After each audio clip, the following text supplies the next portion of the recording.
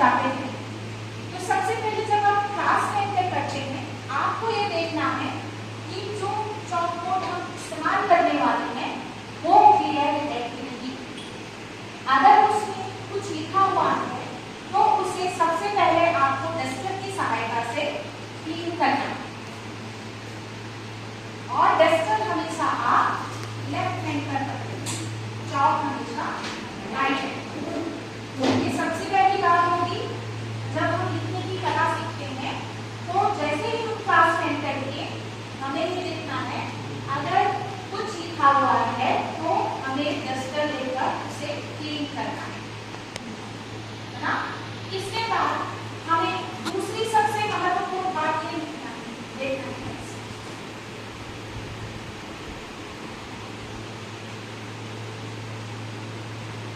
मैं लिखती हूँ ब्लैक बोर्ड स्क्रीन। मैं कभी भी हम जब लिखना शुरू करते हैं तो हमें चॉक बोर्ड को ओवरलैप नहीं करना। हमें चॉक बोर्ड को ओवरलैप नहीं करना है। हमेशा इसके राइट हैंड से लेकर हमें तिरछा खड़ा होना है। इसका कारण ये है कि हम जो लिख रहे हैं वो बच्चों की समझ में आना चाहिए। मतलब जैसे जैसे हम लिखते जाते हैं वो बच्चों को विजिबल होना चाहिए।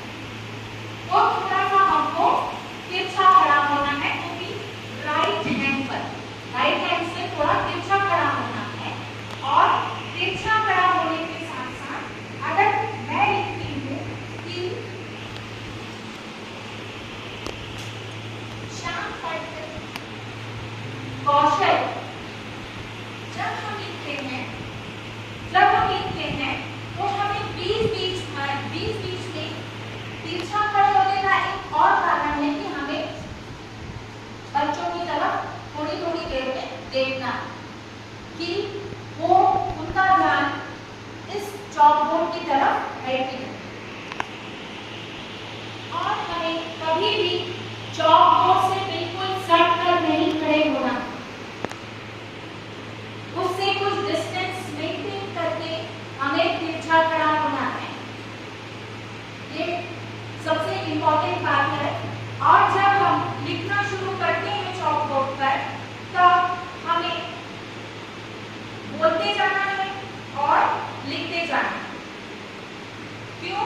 क्योंकि जब हम बोलते जाएंगे तो स्टूडेंट को मौखिक और लिखित दोनों ही तरह से वो चीजें दिमाग में घुसेंगी और लिखने के साथ उसका जो सुनने वाला जो भाव वो भी आगे बढ़ेगा और उसे ज्यादा अच्छे से समझ में आएगा।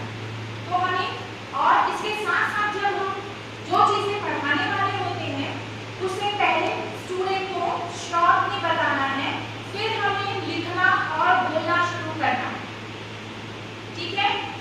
और जब जिस चीज की जरूरत ना हो हमें उसे उस समय हमारा काम होने के बाद स्टूडेंट से पूछना है कि अगर उन्हें लिखना है या लिखना हो गया तो अगर उसकी जरूरत नहीं है तो हमें ब्लैक बोर्ड को क्लीन कर देना चाहिए। जब हम लिखते हैं लिखने के बाद अगर हमारे पास हमारे हाथ में चॉक है तो हमें कभी भी चॉक को पकड़कर एक्सप्लेन नहीं करना। इसका बहुत बड़ा कारण ये है कि जो भी चीज हमारे हाथ में रहेगी स्टूडेंट का ध्यान उस चीज के ऊपर रहेगा, उसका कंसंट्रेशन इधर उधर होगा और वो पूरी तरीके से कंसंट्रेट नहीं हो पाएगा। ये हो गई बातें। इसके साथ साथ जब हम लिखना शुरू करते हैं जैसे राम बाजार जाता है, राम बाजार जाता है। मैंने मीडियम साइज का चौक लिया है, न चौक को बहुत बड़ी लेना है और न चौक को बहुत छोटी लेनी है ना। चौक मीडियम साइज की लेना है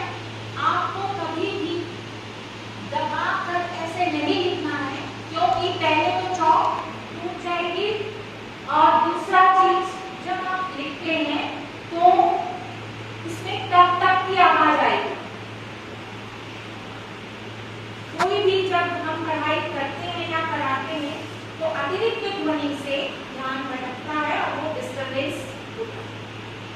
ये बात हो गई। अब हम ये देखते हैं कि जब हम ब्लैक बोर्ड पर लिखते हैं, मैंने लिखा राम बाजार जाता है, अब मैंने ये लिखा है, कैसे लिखा है? इस ब्लैक बोर्ड का जो ये बेस है, इस बेस के ठीक समानांतर मैंने लिखा है। आड़ा टेढ़ा नहीं लिखना है, क्योंकि जब आप लिखेंगे तो वो अस्पष्ट होगा और वो लिखने का तरीका बिल्कुल भी सही नहीं है। तो हमेशा आप ये ध्यान रखेंगे, जब आपकी माइक्रो टीचिंग होगी तब आपको ब्लैक बोर्ड पे लिखना है। ये जो नीचे का बेस है, इससे आपको समानांतर लिखना है। मैंने जो लिखा है इसकी कोई स्पेशलिटी बता सकता है क्या? मैंने जो लिखा है वो सभी अक्षर एक साइज के समान दूरी पर, ऐसे ही लिखना है कि जो भी आप अक्षर लिखते हैं वो सब एक ही साइज के होने चाहिए और अक्षर की साइज जो वो 2 इंच से कम नहीं होना चाहिए।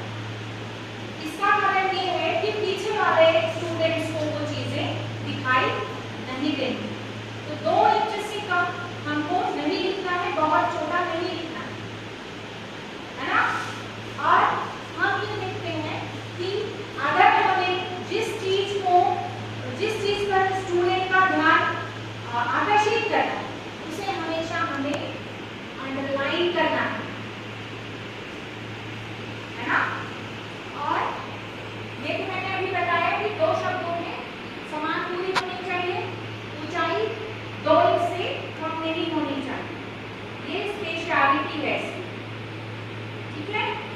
अब जब हम लिखते हैं तो हमारी लिखावट में हो सकता है कुछ गलत हो जाए। जैसे मैंने यहाँ पर लिखा, ये गलत लिखा, अब मुझे इसे हाथ से नहीं मिटाना, हमें इसको क्या करना है? हमेशा डस्टर का यूज करना है। पोथी, हाथ, पेपर, ये सारी चीजों से हमें नहीं इसे मिटाना है, हमेशा हमें डस्टर का उपयोग करना है, ठीक है। और बीच बीच में आपको कलर चॉक का इस्तेमाल करना है। कैसे? जब आप डायग्राम बनाते हैं या कोई आप कॉलम बनाते हैं, तब आपको चॉक का इस्तेमाल, कलर चॉक का इस्तेमाल करना है। क्योंकि जब हम कलर चॉक का इस्तेमाल करते हैं तो उस समय थोड़ा सा स्टूडेंट्स का अट्रैक्शन होता है और वो थोड़ा ध्यान उनका उधर केंद्रित होता है।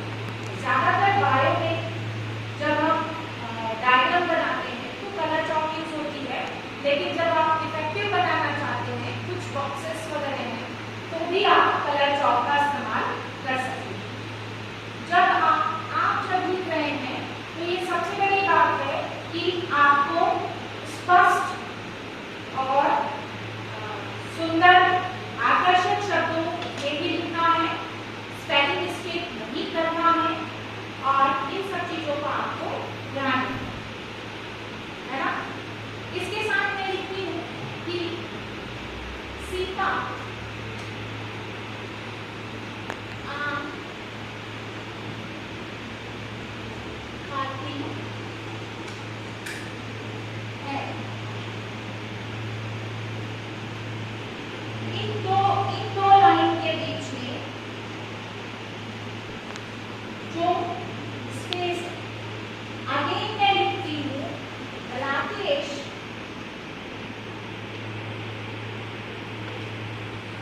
बहुत